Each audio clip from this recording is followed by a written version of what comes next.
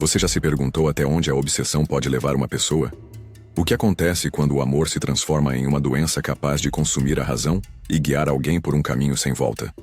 Hoje, você vai conhecer a história de Neide Maia Lopes, uma jovem que, em suas próprias palavras, registrou a crônica de um amor febril e de um crime que parou o Brasil. Um diário e cartas apaixonadas que, ao invés de selarem um romance, se tornaram o prefácio de uma tragédia.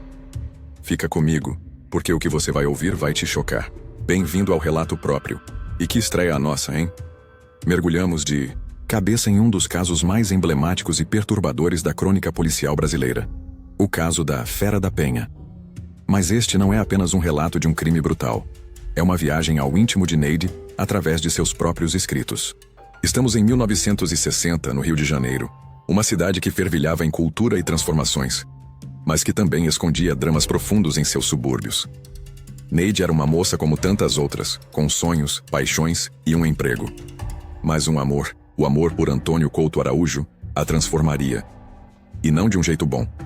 O que começou como um romance intenso, daqueles que tiram o fôlego, descambou para um ciúme corrosivo, uma obsessão que Neide diligentemente registrou em seu diário e em inúmeras cartas. Eram desabafos, declarações de amor, mas também, nas entrelinhas, e por vezes, explicitamente, planos sombrios. O que ninguém imaginava é que essas palavras, escritas com a tinta da paixão e do desespero, se tornariam a principal peça para desvendar um crime terrível contra uma criança inocente, Tânia Maria, de apenas 4 anos, carinhosamente chamada de Taninha. Uma menina que, aos olhos de Neide, representava tudo aquilo que a impedia de ter Antônio só para si. Neste vídeo, não vamos apenas recontar os fatos já conhecidos. Vamos tentar entender, através dos fragmentos do diário e das cartas que vieram a público na época, como um coração apaixonado pôde se tornar o motor de um ato tão cruel, como a linha tênue entre o amor e a loucura foi cruzada, e como a própria Neide nos deixou o mapa dessa jornada trágica.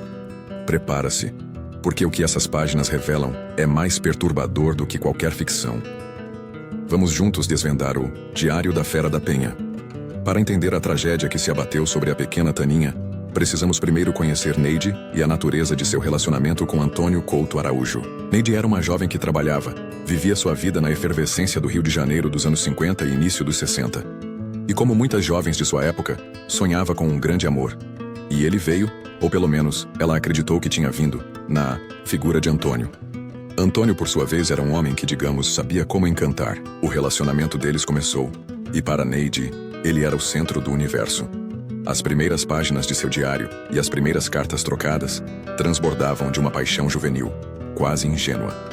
Declarações de amor, planos para o futuro, a ansiedade pelo próximo encontro. Ela anotava tudo, cada detalhe, cada sentimento. Meu amor, minha vida, meu tudo.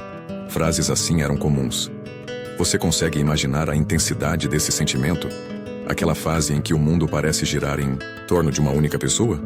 Neide vivia isso em sua plenitude, só que havia um problema. Antônio não era exclusivo de Neide. Ele mantinha um relacionamento anterior com Edir Salles, e dessa relação nasceu Tânia Maria, a Taninha.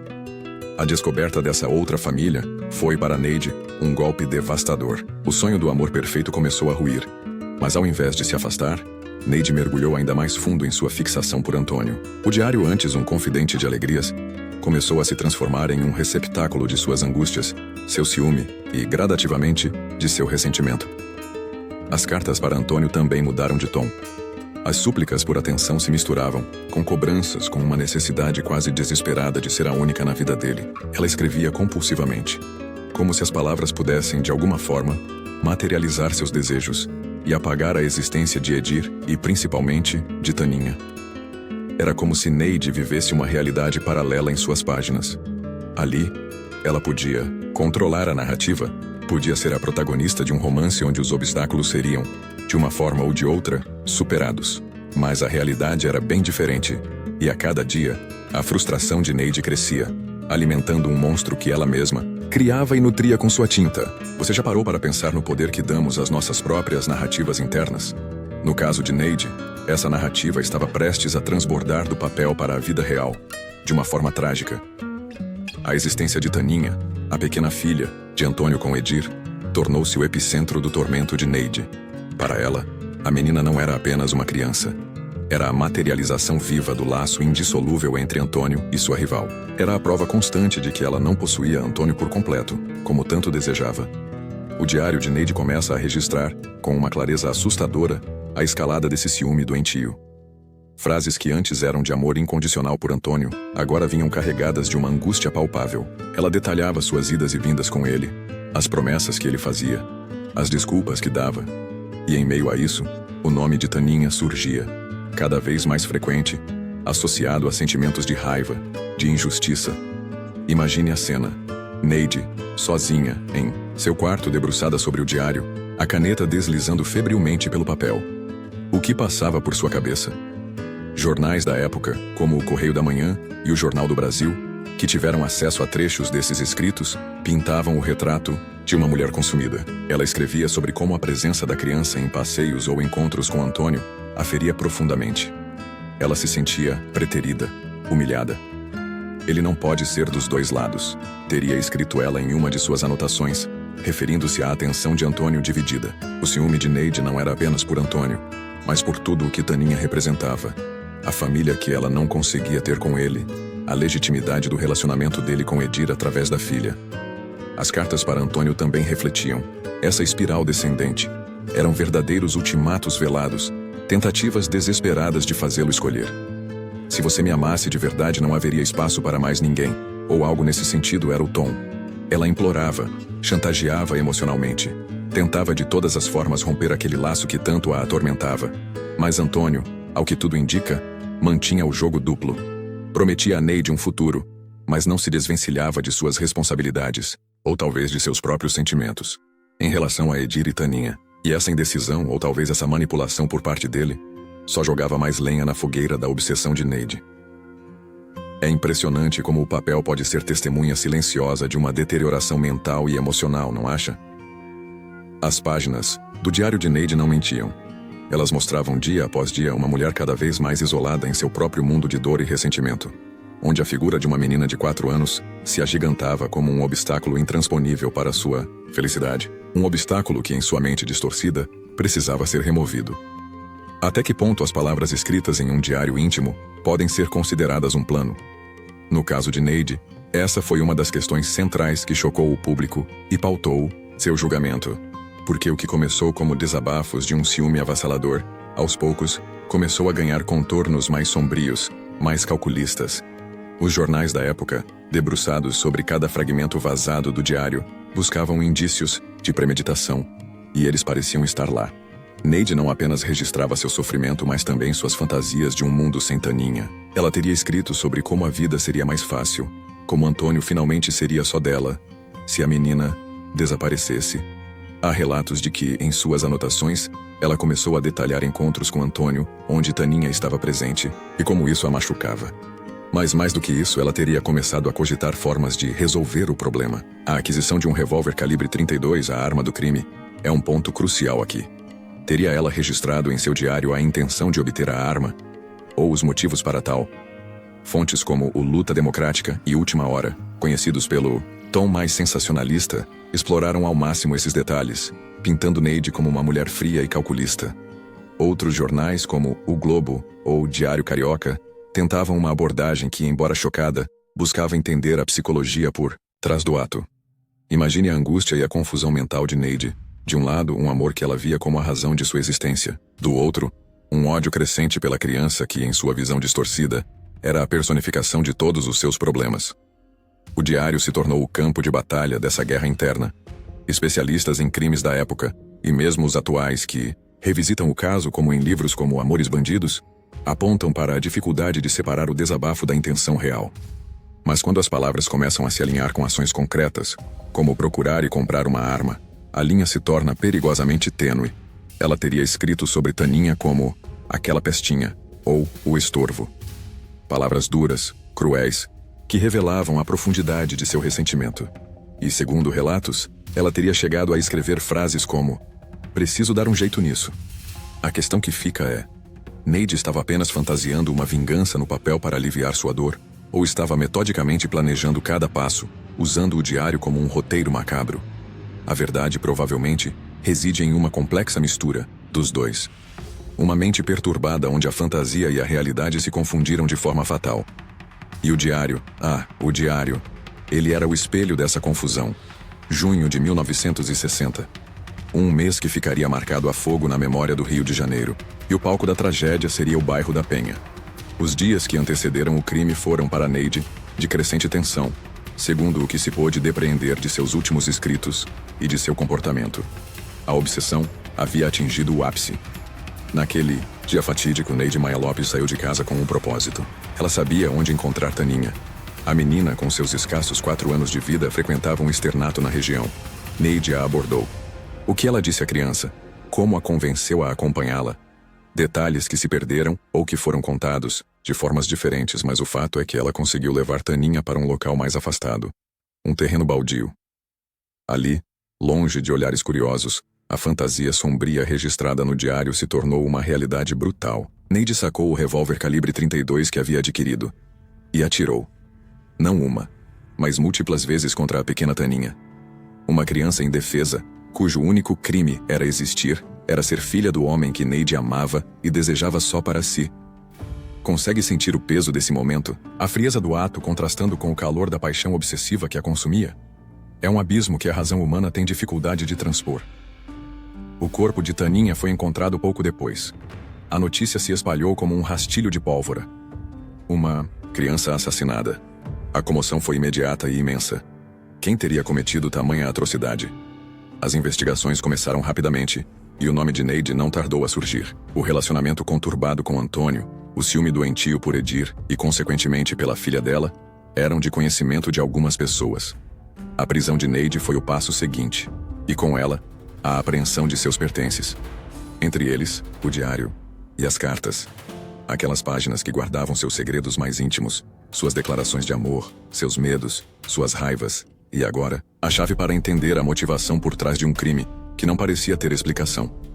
Quando os primeiros trechos do diário e das cartas vieram a público, através da imprensa ávida por detalhes, o choque foi ainda maior. O Brasil se deparou com a mente de Neide, com a crônica de uma obsessão que culminou na morte de uma inocente. A Fera da Penha, como foi rapidamente apelidada pela mídia, não era um monstro desconhecido, era uma mulher comum, levada ao extremo por sentimentos que, de tão humanos, se tornaram desumanos em sua manifestação final. O papel, antes confidente, agora era prova. A tinta, antes veículo de amor e dor, agora estava manchada, simbolicamente, pelo sangue de Taninha. Com Neide presa e o conteúdo de seu diário e cartas vindo à tona, o caso da Fera da Penha tornou-se um fenômeno midiático e judicial, sem precedentes para a época. Os jornais estampavam em suas manchetes os trechos mais chocantes dos escritos de Neide, alimentando a indignação popular. A sociedade brasileira, ainda muito conservadora, via-se confrontada com a crueza de uma paixão que transbordou em violência extrema. E o alvo, uma criança, tornava tudo ainda mais repulsivo. O julgamento de Neide Maia Lopes foi um dos mais acompanhados da história criminal do país. Não era apenas o crime em si que estava em pauta, mas a personalidade da acusada, dissecada através de suas próprias palavras. O diário e as cartas foram peças centrais da acusação. Para o promotor, aqueles escritos não deixavam dúvidas sobre a premeditação. Eram a prova de que Neide, consumida pelo ciúme, planejou friamente a eliminação de Taninha, vista por ela como o único obstáculo para sua felicidade, com Antônio Couto Araújo. A defesa, por outro lado, tentou argumentar que o diário era um escape, um desabafo de uma mulher emocionalmente perturbada, traída e levada ao desespero, que as palavras ali contidas eram mais fruto de um estado passional do que de um plano meticuloso. Mas como dissociar as anotações sobre a necessidade de dar um jeito na situação, da aquisição da arma e do ato consumado? Imagine o tribunal, Neide, no banco dos réus. Advogados e promotores debatendo cada frase, cada vírgula de seu diário. Peritos analisando sua caligrafia, tentando decifrar os meandros de sua psique. E o público do lado de fora, clamando por justiça, já tendo formado sua opinião com base no que lia nos jornais. O Correio da Manhã, o Jornal do Brasil, Última Hora, o Globo, Diário Carioca, Luta Democrática, todos eles dedicaram páginas e páginas ao caso. Fotos de Neide, de Taninha, de Antônio, de Edir. Reproduções de trechos das cartas. Análises de especialistas. Era um verdadeiro espetáculo macabro, onde a vida íntima de Neide era exposta e julgada por uma nação inteira. Neide não é louca, é uma criminosa fria, estampava um jornal. O diário de uma assassina, dizia outro. A alcunha Fera da Penha pegou, e com ela, a imagem de uma mulher monstruosa, desprovida de sentimentos humanos. Mas seria tão simples assim? Ou o diário revelava também uma vulnerabilidade, uma dor profunda que, embora não justificasse o crime, ajudava a compor um quadro mais complexo daquela que o cometeu? No final, a balança da justiça pesou contra Neide. Ela foi condenada a uma longa pena de prisão. O diário, que começou como um refúgio para seus sentimentos mais íntimos, tornou-se sua sentença. As palavras que ela usou para expressar seu amor e sua dor foram as mesmas que a marcaram para sempre como a Fera da Penha. Anos depois, Neide cumpriu sua pena, foi solta e tentou recomeçar a vida longe dos holofotes, carregando o peso de seu passado. Mas a história, e principalmente os ecos de seu diário, permaneceram no imaginário popular, como um alerta sombrio sobre os perigos de uma paixão descontrolada e as consequências devastadoras do ciúme levado ao extremo. O que nos leva a refletir: até que ponto somos senhores de nossas paixões ou reféns delas? Uma pergunta que o diário de Neide deixou ecoando por décadas. E assim chegamos ao fim deste mergulho profundo na trágica história de Neide Maia Lopes, a Fera da Penha, e no diário que se tornou a crônica de sua obsessão. Vimos como o amor, sentimento tão sublime, pode se distorcer em ciúme corrosivo e levar a atos de crueldade inimaginável.